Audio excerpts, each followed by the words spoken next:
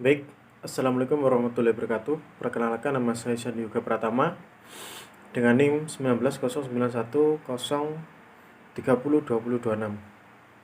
Di sini saya ingin menyelesaikan tugas mingguan kelima dari mata kuliah Gerakan Sosial kelas B, yang dimana saya akan mereview buku yaitu Global Diffusion of Protest, Reading the Protest Wave in the Liberal Crisis.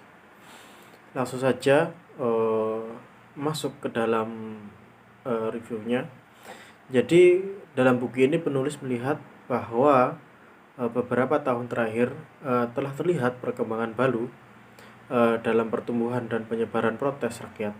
Protes yang dimulai sebagai peristiwa lokal yang homogen seperti Occupy Wall Street atau protes musim semi Arab dengan cepat meninggalkan lokasi aslinya dan kekhususan di lokal di belakang dan menjadi global. Buku ini melihat perkembangan gelombang protes dengan fokus pada protes terhadap penghematan dan kebijakan ekonomi neoliberal, dan menawarkan pandangan global yang mencakup peristiwa di Turki, Brazil, Venezuela, Afrika Selatan, Bosnia, Bulgaria, Ukraina, dan lokasi lainnya. Dalam menganalisis protes ini, buku ini memiliki dua tujuan, yaitu yang pertama satu teoritis dan satu empiris. Pada tingkat teoritis, pendahuluan dalam volume bab ini akan membahas tiga perdebatan yang disebutkan, yaitu pengaruh ekonomi global neoliberal akhir pada gerakan sosial, yang kedua perkembangan politik kontroversial di bawah demokrasi otoriter, dan yang ketiga munculnya identitas kolektif baru. Lalu apa itu gerakan sosial? Gerakan sosial sendiri dapat diartikan sebagai salah satu kajian ilmu politik yang berisi tentang gerakan perlawanan dengan menyuarakan suatu isu atau wacana dalam perjalanan. Kita juga hanya tahu sedikit tentang gerakan di saat-saat yang luar biasa, yaitu saat-saat penting ketika tindakan mengubah hubungan. Studi gerakan sosial seperti bidang studi lain dalam politik, kooperatif, atau sosiologi telah berfokus pada waktu yang stabil. Memang harapan utama adalah bahwa gerakan sosial adalah milik politik dan masyarakat normal, beradaptasi dengan kondisi kontekstual yang cenderung dapat diprediksi. Pergeseran konjungtural tentu saja terjadi dalam peluang politik untuk protes, tetapi jarang terjadi perubahan struktur. Faktanya, strategi aktor diharapkan bergantung pada jalur, hanya berkembang sedikit dalam struktur yang diketahui. Dari sudut pandang empiris, buku ini menganalisis proses protes di wilayah dunia yang jarang ditangani oleh studi gerakan sosial.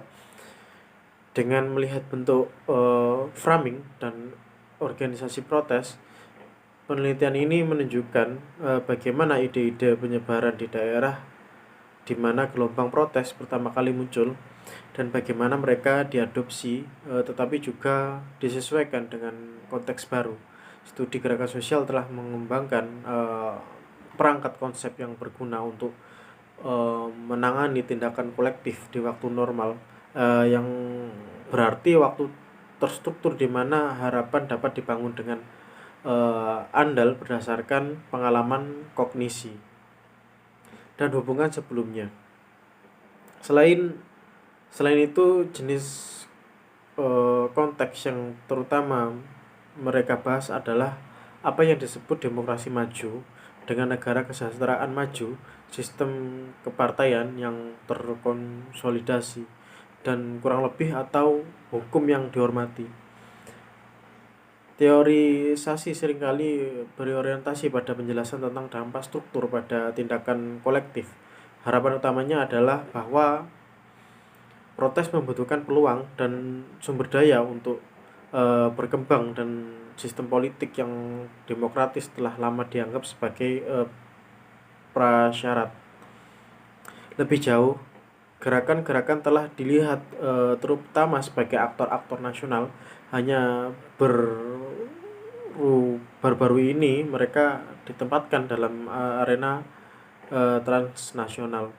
Lalu buku ini berfokus pada neoliberalisme akhir dan krisisnya, dengan perhatian khusus pada cara di mana berbagai jenis neoliberalisme dicerminkan dalam gerakan protes di seluruh dunia yang dilihat sebagai pendatang terlambat dalam gelombang perdebatan yang memuncak pada tahun 2011, diberburu oleh kebijakan penghematan yang dikenakan pada negara-negara yang dipaksa untuk mengakses atau hanya diancam dengan lembaga pemberi pinjaman internasional. Kebijakan privatisasi, deregulasi, dan liberalisasi juga tersebar luas di negara-negara berkembang. Peneliti di bidang ekonomi politik telah menunjukkan beberapa karakteristik umum neoliberalisme yang dapat dilihat dalam dua pendekatan yang sangat berbeda, yaitu yang pertama dalam visi tren sebagai bentuk evolusi kapitalis, yang kedua dalam visi siklus seperti Polanyi sebagai bagian dari pendulum antar pasar bebas dan perlindungan sosial. Dalam kedua perspektif tersebut, pasar bebas telah muncul sebagai ideologi yang mendorong kebijakan yang tidak berorientasi pada mundurnya negara dari pasar, tapi lebih kepada pengurangan investasi yang dirancang untuk mengurangi ketidaksetaraan pasar. Intervensi termasuk pelindungan kapitalisme keuangan, privatisasi barang publik, bailing out of bank, atau fleksibilisasi pasar tenaga kerja, tetapi juga aktivitas regulasi tinggi yang dimaksud untuk meningkatkan peluang keuangan spekulatif seperti yang akan kita lihat di dalam buku ini.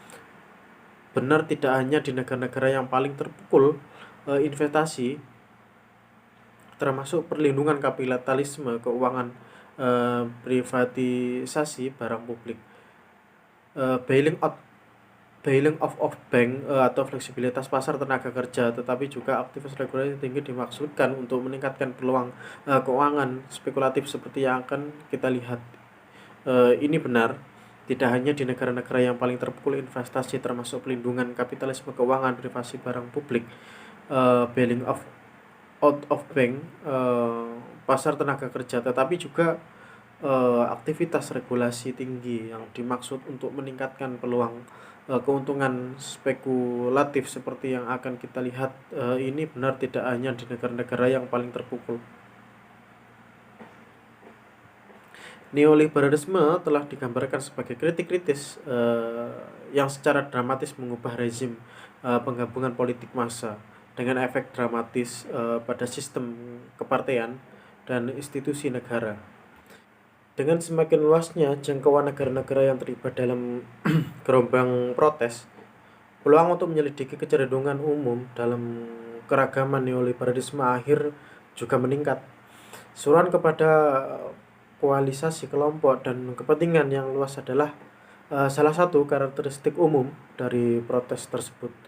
Faktanya, seperti musim semi Arab, pemberontakan rezim menarik campuran pengunjuk rasa yang belum pernah terjadi sebelumnya, mulai dari partai politik oposisi, nasionalis, organisasi radikal kiri, kelompok anarkis, dan juga feminis, pencinta lingkungan, penduduk kota kumuh yang menolak penggusuran anggota komunitas non-muslim atau non-Turki, organisasi Alevi, serikat pekerja, mahasiswa, pemuda, penggemar sepak bola, dan kelas menengah. Dalam hal efek kelas neoliberalisme yang tercermin dalam basis sosial protes, kami dalam buku ini mencatat kecenderungan umum proletarisasi kelas menengah, dan pemiskinan kelas pekerja yang menghasilkan mobilisasi multi-kelas. Secara umum, neoliberalisme dengan visi demokrasi minimalis yang hanya bertanggung jawab secara elektoral dan tidak peduli dengan hak-hak warga negara ditandai dengan penurunan kapasitas mewakili serta tanggung jawab terhadap warga negara kritis. Tanggung jawab yang berarti penurunan drastis dalam eh, kapi kapasitas pemerintah untuk menanggapi permintaan warga. Demikian presentasi dari saya. Apabila ada kekurangan, saya mohon maaf. Akhir kata, wabillahi taufiq wal hidayah. Wassalamualaikum warahmatullahi wabarakatuh.